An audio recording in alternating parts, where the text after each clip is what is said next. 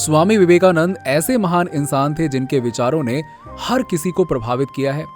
अगर उनकी बात ध्यान से सुनी जाए और उसे समझने की कोशिश करी जाए तो उसमें सिर्फ और सिर्फ मोटिवेशन ही मिलेगा, जो किसी भी हारे हुए व्यक्ति के लिए वरदान से कम नहीं है। उनके विचारों में वो ताकत है जो लोगों को सही रास्ते पर लाकर खड़ा कर सकता है। तो आइए हमारी आज की इस वीडियो के जरिए हम स्वामी विवेकानंद द्वारा प्रकट किए गए उनके विचारों पर फोकस करके जीवन में आने वाली कई तरह की परेशानियों से कैसे निपटा जाए उसे थोड़ा विस्तार से समझते हैं। स्वामी विवेकानंद ने एक बार कहा था कि अपने जीवन में हमेशा हमें अपना एक लक्ष्य निर्धारित करना चाहिए और अपने शरीर के हर एक हिस्से को उस एक लक्ष्य को पाने के लिए तैयार करना चाहिए। यानी कि अपने पूरे शरीर को उस लक्ष्य के लिए निछावर कर दो और अपने दिमाग से हर तरह के नेगेटिव विचारों को पूरी तरह से दूर कर दो।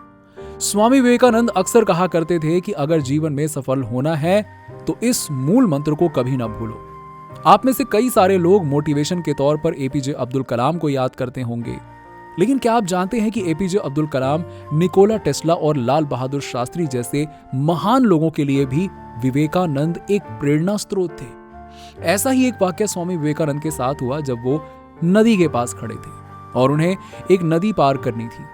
तभी उनके पास एक साधु आता है और वो उनसे पूछता है कि क्या आप स्वामी विवेकानंद हैं? वो कहते हैं, हाँ मैं स्वामी विवेकानंद हूं।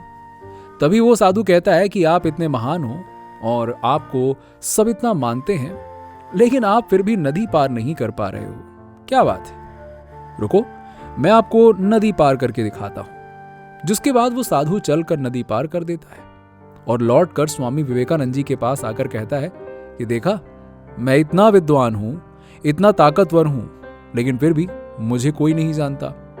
वहीं तुम ना इतने विद्वान हो और ना ही तुम मेरे जितने शक्तिशाली हो, लेकिन फिर भी हर कोई तुम्हें जानता है। इसके जवाब में स्वामी विवेकानंद थोड़े मुस्कुराते हैं और उस साधु से पूछते हैं कि बताओ तुम्हें ये विद्या प्राप्त करने में कितना समय लगा? इसके जवाब में साधु ने कहा 15 साल। बाद में स्वामी जी की नाव आती है और वो दोनों लोग बैठकर नाव से नदी को पार करते हैं। किनारे पर पहुंचने के बाद स्वामी विवेकानंद अपने जेब से 1 रुपए निकालकर नाव वाले को देते हैं।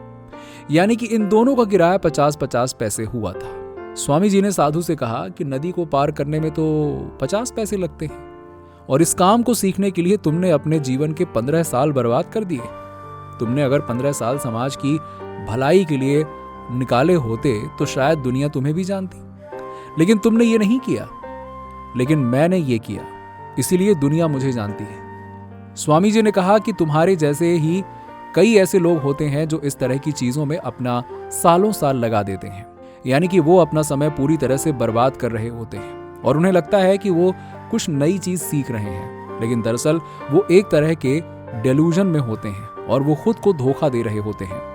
दोस्तों, यहां पर स्वामी विवेकानंद द्वारा बताई गई इन बातों से ये समझ में आता है कि हमें अपने जीवन में अपना समय सही चीजों में लगाना चाहिए, ना कि उन चीजों में जिसकी वजह से हमारे जीवन का कीमती समय खराब हो।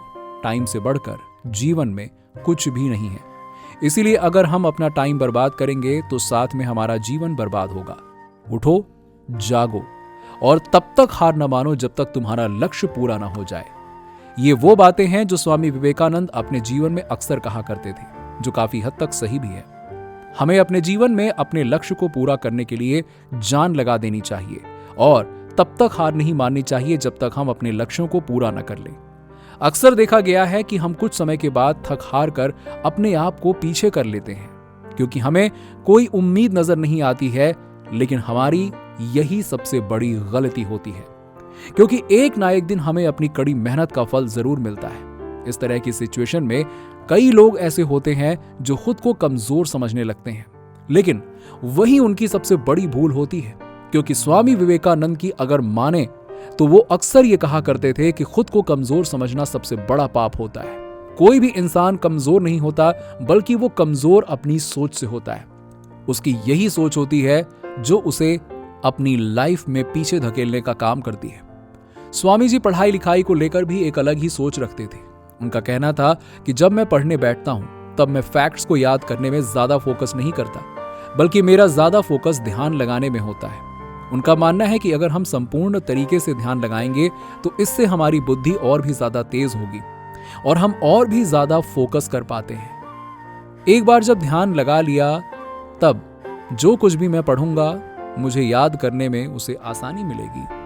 उनका मानना है कि अगर आपके जीवन में कंसंट्रेशन नहीं है तो किसी भी प्रकार की नॉलेज का कोई फायदा नहीं है। तो अगर आप इसे अपने जीवन में उतारना चाहते हैं तो आपको अपनी पढ़ाई या फिर अपनी ट्रेनिंग को अपनी आदत बनाना होगा, जिसके लिए सबसे पहले आपको अपने इंटेंशंस को सेट करना पड़ेगा। यानी कि मान लीजिए अगर आपको 30 मिनट के लिए कुछ पढ़ते हैं तो आपको मालूम होना चाहिए कि अगले 30 मिनट मैं सिर्फ और सिर्फ पढ़ाई पर ही ध्यान दूंगा और मैं इधर उधर की चीजों पर बिल्कुल फोकस नहीं करूंगा। स्वामी जी कहते हैं कि इस तरह की ट्रेनिंग से इंसान अपने इच्छा शक्ति को कंट्रोल करना सीखता है और उसे इस तरह की ट्रेनिंग तब तक करनी चाहिए जब तक कि वो अपनी लाइफ में अच्छे तरीके से ध्यान लगाना ना सीख जाए। अगर आपकी इच्छा शक्ति ज्यादा होगी तो कोई भी कठिन काम को कठिन नहीं लगेगा आपको, बल्कि आप उसे करने के लिए खुद को सक्षम समझेंगे। ऐसे में आप अपनी लिमिटेशन को और भी ज्यादा एक्सटेंड करने में कामयाब हो पाएंगे और लाइफ में चुनौतियों से डरेंगे नहीं। स्वामी विवेकानंद का जीवन एक संपूर्ण जीवन रहा है और आज के समय में भी महान से महान इंसान जो काफी तरक्की कर चुका है वो भी कहीं ना कहीं स्वामी विवेकानंद द्वारा कही गई बातों पर अमल जरूर करते हैं। तो दोस्तों, इसी के साथ ही हमारी आज की इस वीडियो में सिर्फ इतना ही। अगर आपको ये वीडियो पसंद आई हो तो इसे अपने दोस्तों के साथ में जरूर शेयर करें और हमारे चैनल को सब्सक्राइब करके बेल आइकन जरूर दबा दीजिएगा ताकि आपको वीडियो की अपडेट्स मिलती रहे।